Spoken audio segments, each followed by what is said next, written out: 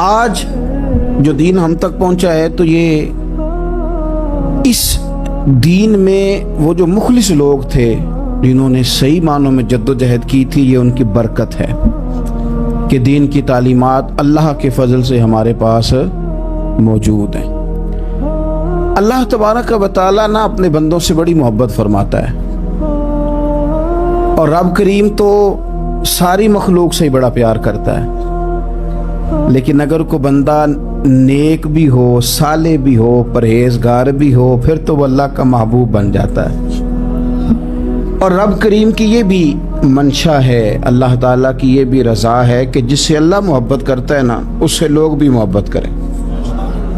قرآن مجید میں اللہ کریم نے فرمایا ان الذین آمنوا وعملوا الصالحات سیجعل لهم الرحمن ودا،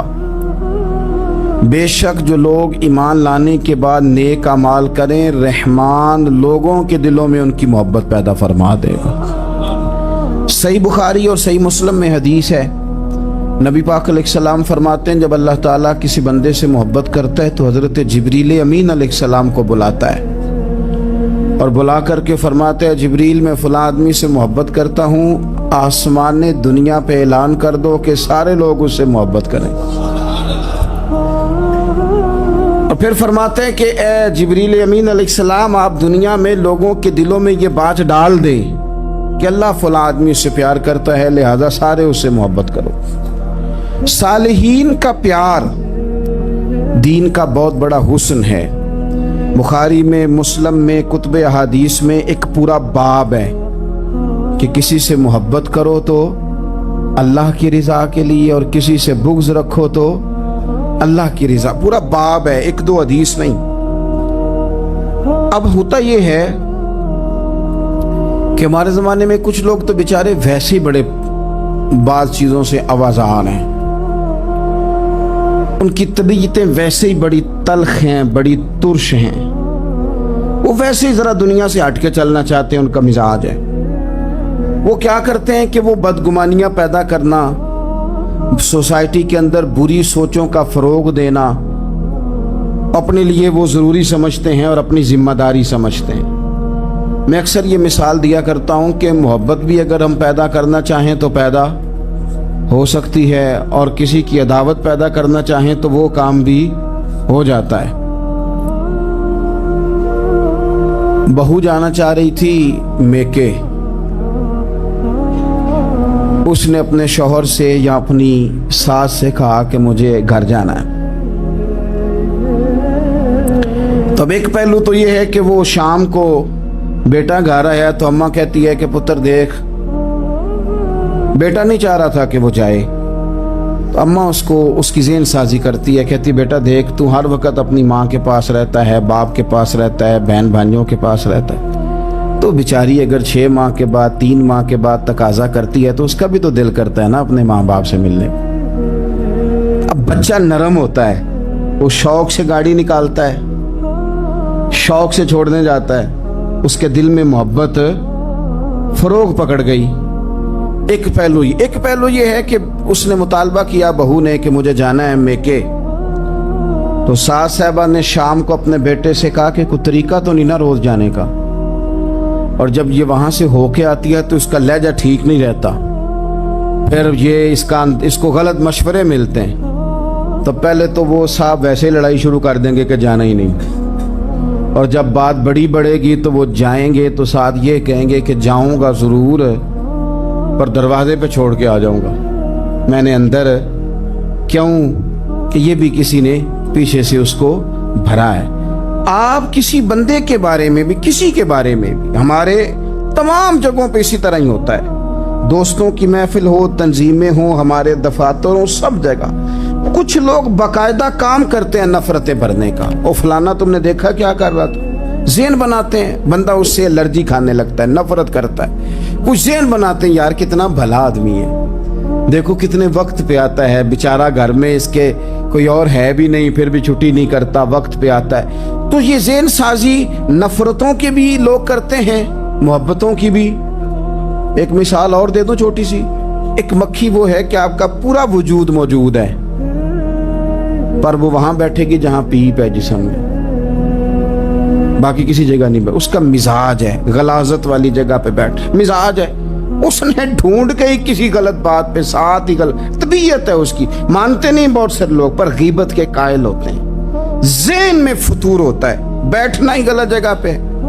حالانکہ باقی سارا جسم موجود ہے پیپ والی جگہ پہ ریشے والی جگہ پہ زخم والی جگہ پہ بیٹھنا ہے اور وہاں سے اٹھ کے جب کہیں اور بیٹھنا ہے تو وہاں بیماری پھیلانی ایک مکھی وہ بھی ہے جو ڈھونڈتی ہے سارا زمانہ پر بیٹھتی پھول پہ ہے اور جب وہ پھول پر بیٹھ کر اپنے گھونسلے میں جا کے بیٹھتی ہے تو پتہ ہے وہاں کیا پیدا ہوتا ہے شہد پیدا ہوتا ہے اور شہد وہ ہے جو شفا دیتا ہے آج کچھ لوگوں نے پراپوگیٹ کر دی چیزیں ولی کیا ہوتے ہیں درویش کیا ہوتے ہیں صوفی کیا ہوتے ہیں قرآن پاک پڑھو نماز پڑھو عبادت کرو ختم ہو گئی بات او خدا کے بندو سمجھو یہ ولی تھے جن کو صحابہ کہا جاتا ہے ولی ہی تھے جن کو اہل بیت کہا جاتا ہے قرآن پاک کے دفاع کے لیے احادیث کی حرمت کے لیے دین کی تبلیغ کے لیے جو میدانوں میں نکلا کرتے تھے انہیں ولی کہا جاتا تھا ولی کا معنی اللہ کا دوست ان سے پیار کرنا ان کے لیے اپنے دل میں جذبات رکھنا بخاری مسلم میں حدیث ہے نبی پاک علیہ السلام نے فرمایا جو دو لوگ رب کی رضا کے لیے آپس میں پیار کریں جو اللہ کی رضا کے لیے آپس میں پیار کریں اللہ ان دونوں سے محبت فرماتا ہے آپ غور کریں اللہ کے نیک بندوں کا پیار سال داتا گنج بخش علی حجویری رحمت اللہ علیہ نے کشف المعجوب شریف میں لکھا ہے خواجہ حسن بصری کا قول خواجہ حسن بصری تابعی ہیں حضرت مولا علی شیر خدا کرم اللہ تعالی وجہہ الکریم کے شاگرد ہیں فیض یاب ہونے والے ہیں صحابہ سے بڑی باریک بات کرتے ہیں فرماتے ہیں برے لوگوں کی صحبت میں نہ بیٹھنا برے لوگوں کی باتیں نہ سننا اگر تم برے لوگوں کی صحبت میں بیٹھو گے برے لوگوں کی باتیں سنو گے تو وہ تمہیں اچھے لوگوں سے بدگمان کر دیں گے تمہاری فکر میں تمہارے ذہن میں وہ اچھے لوگوں کے خلاف چیزیں بھر دیں گے برے لوگوں کی صحبت اچھے لوگوں سے بندے کو دور کر دیتی ہے تو بھائی اچھے لوگوں کی صحبت میں آئیں گے آپ تو اچھے لوگوں کے بارے میں آپ کی ذہن سازی ہوگی اللہ کے نیک بندوں سے پیار کریں ان کے ساتھ محبت کریں ان کے لیے اپنے دل کے اندر اچھے جذبات یہ ہمارے پاس ہیں داتا علی حجویری ان کے مزار شریف پہ حاضری دیں دیکھیں غلط کام جہاں ہوتا ہو غلط کام کو روکا جاتا ہے اصل چیز کو بدل نہیں دیا جاتا داتا صاحب محسن ہیں اس امت کے اور ڈاکٹر اقبال نے کہا سید حجویر مخدوم امم داتا صاحب تو وہ ہیں کہ امت ساری کے مخدوم ہے ساری امت کو ان کی خدمت کرنی چاہیے داتا صاحب رحمت اللہ تعالیٰ علیہ کی کشف المعجوب آپ پڑھیں تو سطر سطر روشنی جگہ جگہ آپ کے لیے خیر تعلیمات داتا صاحب نے دین کا کام کیا ڈیوٹی کی اس شریف پہ تو میں بھی نہیں جا پاتا رش بڑا ہوتا ہے خرافات بھی بعض جگہ پہ بڑی ہوتی ہیں بعض ایسے کام ہوتے ہیں جو قطعاً نہیں ہونے چاہیے اور ان کی ہر فورم پہ مذمت ہونی چاہیے پر ہمیں داتا صاحب کی حاضری تو نہیں نہ چھوڑنی چاہیے ہمیں تو کوشش چلیں عرس سے پہلے یا عرس کے بعد میری اپیل ہے ضرور جائیے گا اور جا کے نا تو ضروری نہیں کہ آپ کوئی خاص دل کے اندر بات ہی لے کے جائیں آپ داتا صاحب جا کر صرف اتنا کہیں کہ حضور آپ نے جو دین کی خدمت کی ہے ہم تو اس خدمت پر آپ کو سلامی دینے آئے ہیں ہم تو صرف سلام کرنے ہیں کہ آپ نے کمال نوکری کی دین کی اپنے بزرگوں کے ساتھ اپنی عقیدت اپنی ارادت اپنی محبت اپنا پیار مضبوط کریں ان کے لیے اپنے دلوں کے اندر خیر کے جذبات ہمیشہ رکھیں صحابہ کرام کے لیے اہل بیت اطہار کے لیے امام بخاری کے لیے امام مسلم کے لیے صوفیاء کے لیے حضرت غوث پاک جیلانی کے لیے خواجہ معین الدین اجمیری کے لیے حضرت بہاؤالحق نقش بند بخاری کے لیے حضرت سیدنا داتا علی اجمیری کے لیے حضرت پیر سید مہر علی شاہ کے لیے امام احمد رضا بریلوی کے لیے علیہم الرحمہ اچھے جذبات ہوں اچھا ذہن ہو اچھا گمان ہو آپ کی طبیعت چاہے کہ آپ ان لوگوں کی تعلیمات پڑھیں جو طرز حیات انہوں نے اختیار کیا اس طرز حیات پر ہم بھی عمل کریں ہم بھی اپنی زندگی اسی طرح سنت اور شریعت کے مطابق گزاریں جو ان لوگوں کا نہج اور ان لوگوں کا طریقہ تھا. الترغیب و ترہیب میں نا ایک روایت موجود ہے. ایک تابعی بزرگ ہیں حضرت ابو ادریس خولانی رضی اللہ تعالی. وہ کہتے ہیں میں دمشق کی جامع مسجد میں داخل ہوا تو میں نے دیکھا کہ ایک نوجوان بالکل کالی داڑھی لیکن بڑے خوبصورت چمکتے ہوئے دانت ان کے. لوگ ارد گرد کافی سارے بیٹھے تھے, مختلف مسائل پہ بات کر رہے تھے. جب لوگ الجھ جاتے نا اور کسی مسئلے میں ان سے کام آگے نہ بڑھ پاتا تو وہ پھر اس نوجوان کی طرف رجوع کرتے اور وہ جوان دو چار باتوں میں فوراً مسئلہ حل کر دیتے. کہتے میں نے ایک شخص سے پوچھا یہ کون ہے اتنی نورانی شخصیت؟ تو کہتے ہیں مجھ سے کہنے لگے آپ نہیں جانتے, یہ تو صحابی رسول حضرت معاذ ابن جبل رضی اللہ تعالی, یہ تو نبی پاک صلی اللہ علیہ وسلم کے صحابی حضرت معاذ بن جبل ہیں. کہتے ہیں میری طبیعت نہ لگ گئی ان کے ساتھ, میرا ان کے ساتھ دل کا لگاؤ ہو گیا, محبت ہو گئی, شوق ہو گیا. ہم نے چونکہ اولیاء کو, صوفیاء کو, صحابہ کو, اہل بیت کو اس طرح لوگوں کے سامنے پیش نہیں کیا, اس لیے ہمارے بچوں نے آئیڈیل بنایا ہے نئے دور کے فیشن کو. ہماری آنے والی قوم کسی امیر ترین شخص کو آئیڈیل بناتی ہے, پھر وہ سارے غلط ملت رستے اختیار کر کے وہاں تک جانا چاہتی ہے. وہاں جو آدمی کھڑا ہے وہ کسی بھی صورت میں اپنے آپ کو فیمس کر کے دنیا کے سامنے لانا چاہتی ہے, چاہے انہیں کسی طرح کا بھی کوئی روپ دھارنا پڑے. یاد رکھ لیں اور سمجھ لیں اس بات کو, اگر ہم ان لوگوں کی سیرت کو, سوانے کو اپنے گھروں تک لے آئیں تو آپ یقین کریں کہ ہماری نسل کے بچنے کا بہت بڑا یہ ذریعہ بن جائے. اب جوان ہے یہ بھی لیکن امت کے مسائل حل کر رہے ہیں. حضرت ابو ادریس خولانی کہتے ہیں مجھے ان کی یہ طبیعت دیکھی تو پیار ہو گیا ان سے. اس دن تو رش بڑا تھا, میں نے سوچا کہ کل جلدی آؤں گا اور ان سے ملاقات کروں گا. کہتے ہیں میں اپنی طرف سے سب سے پہلے مسجد میں پہنچا, لیکن حضرت معاذ ابن جبل تو مجھ سے پہلے مسجد میں موجود تھے اور وہ نفل پڑھ رہے تھے. فرماتے ہیں جب وہ فارغ ہوئے تو میں ان کے قریب گیا اور میں نے جا کے کہا حضور مجھے اللہ کی قسم ہو مجھے آپ سے محبت ہو گئی ہے, اللہ کی رضا کے لیے آپ مجھے اچھے لگتے ہیں. مشکات شریف میں نا ایک حدیث ہے, حضور نے فرمایا جس سے تم محبت کرو نا اللہ کی رضا کے لیے اسے بتاؤ بھی کہ مجھے آپ سے محبت ہے, اسے بتاؤ بھی تاکہ وہ بھی آپ کے لیے اچھے جذبہ. محبت جو ہوتی ہے یہ اظہار کی محتاج تو نہیں ہوتی, لیکن محبت میں اظہار ضرور ہوتا ہے, محتاج تو نہیں, لیکن ہر چیز دل میں رکھنے کی نہیں ہوتی, کچھ زبان سے کہنے کی بھی ہوتی ہے, کچھ کہنے کی چیزیں بھی ہوتی ہیں اور وہ کہہ بھی دینی چاہیے لیکن اتنی ہی کہنی چاہیے جتنی ضرورت ہو. 2 4 5 قدم آگے بڑھ کے نہیں, اس میں بھی تکلف آ جاتا ہے, تصنع آ جاتی ہے, بناوٹ آ جاتی ہے. فرمایا حضور مجھے اللہ کی قسم مجھے آپ سے پیار ہے. تو حضرت معاذ ابن جبل مسکرائے اور مسکرا کے فرمانے لگے کیا کہا تم نے؟ کہا حضور اللہ کی قسم آپ سے پیار ہے. فرمایا پھر سوچ کے کہیے. کہا اللہ کی قسم آپ سے پیار ہے. فرماتے انہوں نے نا میرا کپڑا پکڑ کے مجھے کھینچا اور قریب کر کے کہنے لگے سن پھر میں نے نبی پاک سے سنا ہے جو 2 بندے رب کی رضا کے لیے آپس میں محبت کریں اللہ کی محبت ان کے لیے واجب ہو جاتی ہے, پھر اللہ ان سے پیار کرتا ہے اگر وہ اللہ کی رضا کے لیے محبت کریں. ہماری محبتوں میں نا دنیاوی اغراض بڑھیں, ہوئے ہوئے ہوئے ہر دعوت صرف اسی لیے ہوتی ہے کہ وہ بندہ بلاؤ جو میرے کام آئے گا. ہر تحفہ اس لیے آگے کی طرف روانہ کیا جاتا ہے کہ اس شخص کو بلاؤ جو کل میرے کام آئے گا. عزیز بھائی اللہ کے نیک بندے سے اللہ کا بندہ سمجھ کے پیار کرے اور اللہ کا نیک بندہ سمجھ کے اس کے ساتھ فوٹو آنا ضروری نہیں, اس کے ساتھ پیار ہونا ضروری ہے. اور اگر محبت اخلاص والی ہو, پیار والی ہو, عقیدت والی ہو تو حضرت ابو ذر غفاری نے تو کہا تھا یا رسول اللہ اگر بندہ کسی نیک بندے سے پیار کرے نہ اس سے مل سکے نہ اس طرح کے کام کر سکے پھر بھی کوئی نتیجہ نکلے گا تو حضور نے فرمایا پیار خالص کرے اللہ قیامت کے دن دونوں کو جمع فرما دے گا. جو جس سے محبت کرے گا صبح قیامت اسی کے ساتھ ہوگا. شاید اسی لیے کسی پنجابی کے شاعر نے کہا تھا کہ اساں جے ہاں گناہیاں دا جدوں اعمال نامہ فرول ہوئے.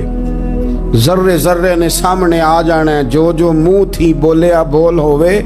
اساں بھی کول حضور دے بیٹھ رہنا ہے. لکھ عمل ترکڑی تول ہووے, اودوں کولوں کی رب نے حساب لینا جڑا بیٹھا ہی محمد دے کول ہو.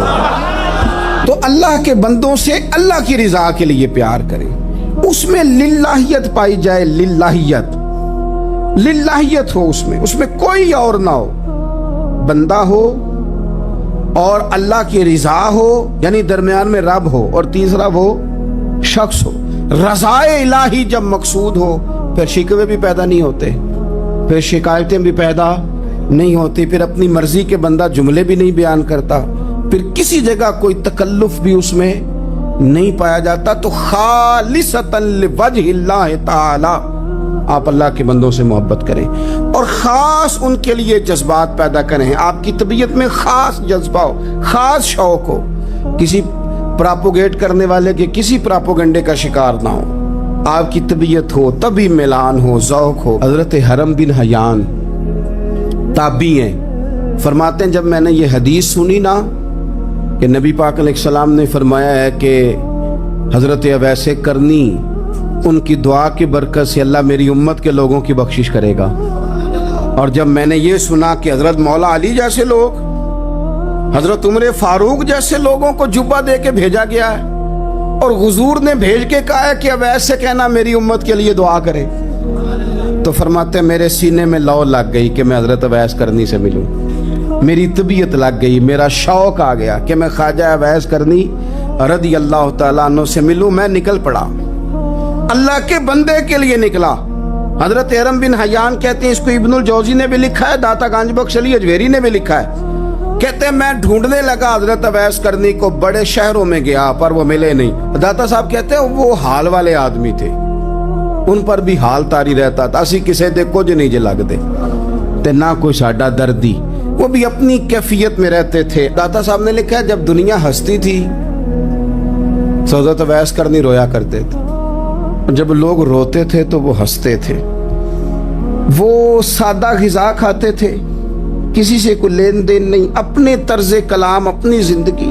یہ لوگ بھی بڑے شاندار ہوتے ہیں. فرماتے ہیں کہ وہ اپنے حال میں رہتے تھے. حضرت حرم بن حیان کہتے ہیں میں نے بڑی جگہ ڈھونڈا, پر میں جہاں جاتا لوگ کہتے ہاں گندمی رنگ والے,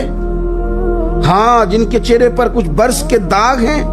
وہ جن کا چہرہ اور وجود بڑا روب والا, وہ اویس کرنی. کہتے ہیں میں ڈھونڈتا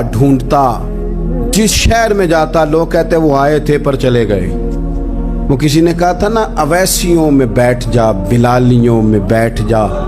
صفیں تو سب بچھی ہیں, تو عشق والیوں میں بیٹھ جا. فرماتے میں وہ صفیں تلاش کرتا, ڈھونڈتا, نہ ملے مجھے. بالآخر میں عراق پہنچ گیا, نہر فرات کے کنارے ساری دنیا سے علیحدہ ہو کے وضو کر رہے تھے. کہتے ہیں میں پیچھے کھڑا ہوں, میں نے جا کہا السلام علیکم, تو حضرت اویس کرنی چہرہ اٹھا کے کہنے لگے وعلیکم السلام حرم بن حیان. تو میں نے کہا حضور آپ مجھے جانتے ہیں؟ فرمانے لگے عارف تو روحی من روحی کا, میری روح تیری روح کی جاننے والی ہے. کہتے ہیں میں نے کہا حضور کو نصیحت کر دیں. تو فرمانے لگے پہلی نصیحت تو یہ ہے کہ آج کے بعد مجھے ملنے نہ آنا, میں نہیں پسند کرتا, میں تنہا رہنا چاہتا ہوں, مجھے نہیں شہرت اچھی لگتی, میرا نہیں دل کرتا لوگ میرے پیچھے بھاگیں. آج آیا ہے, آج کے بعد نہ آنا, بس چھوڑ دے مجھے میرے حال پہ, میں اپنی زندگی اپنے حساب کے مطابق گزارنا چاہتا ہوں, تو آج کے بعد نہ آنا. اور پھر فرمانے لگے اگلی نصیحت یہ ہے کہ جو رب نے تجھے دے دیا ہے نا اس پہ راضی ہو جا, اگر اس پہ راضی نہیں ہوگا تو تکلیف میں رہے گا. فرماتے میں نے پھر کہا میرے لیے دعا کر دے, تو انہوں نے ہاتھ اٹھائے, کہنے لگے یا اللہ میری اور اس کی جنت میں ملاقات کرا دینا. تو انہوں نے چہرے پہ ہاتھ پھیرے اور فرمانے لگے اب تو جا, میں کوشش کروں گا تجھے دعاؤں میں یاد رکھوں, تو بھی کوشش کرنا مجھے دعا میں یاد رکھنا. فرماتے ہیں یہ کہتے کہتے نا وہ رستہ بدل گئے, اور گلی کا کونا وہ جب مڑے